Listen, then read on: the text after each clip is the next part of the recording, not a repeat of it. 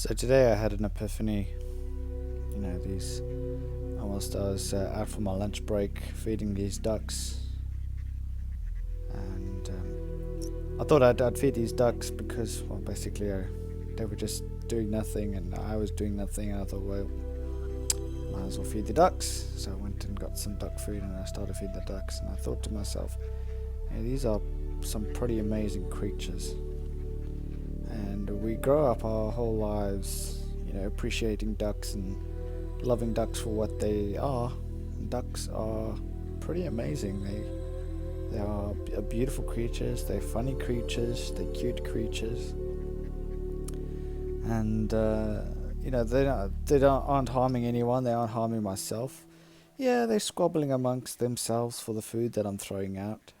It is the height of winter here in the UK, and food is pretty short for them at the moment. But they're not harming anyone. They're not all out to attack me. They're just around my feet there, waiting for the food to enter into the mouths, and that's all they want. All they want is food. And not a fiber in my bone or my body wanted any harm to come to these creatures. I don't want to harm them.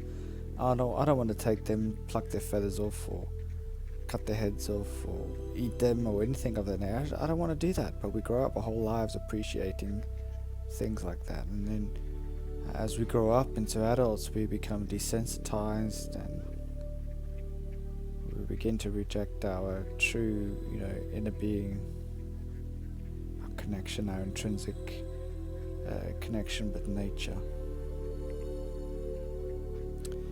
And I don't want to pay money, for someone else to kill animals. I don't want to pay money for someone else to torture them and keep them in barns or keep them out of daylight, to keep them from their natural lives, just so that I can enjoy a yogurt. Or I don't want, I don't want death and suffering to come just for my egg breakfast. I don't want that to happen. I don't want to support that.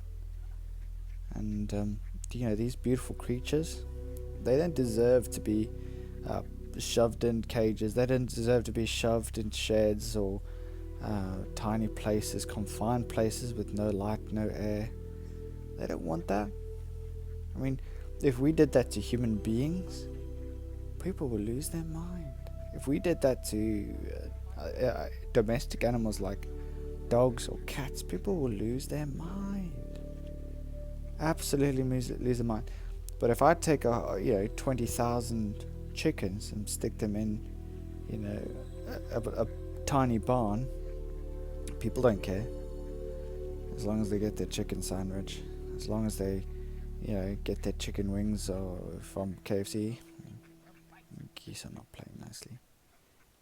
As long as they get the things that they want, what they think they need, what they think they are entitled to, they're not going to complain.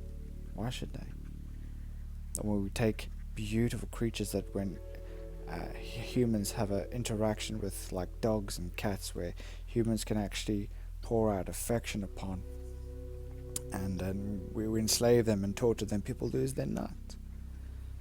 And it's really tricky to be affectionate to ducks and geese, but at this point in time I feel affinity with these ducks and geese, giving them food, just enjoying them, enjoying their presence, enjoying their noise, enjoying the uniqueness of this moment.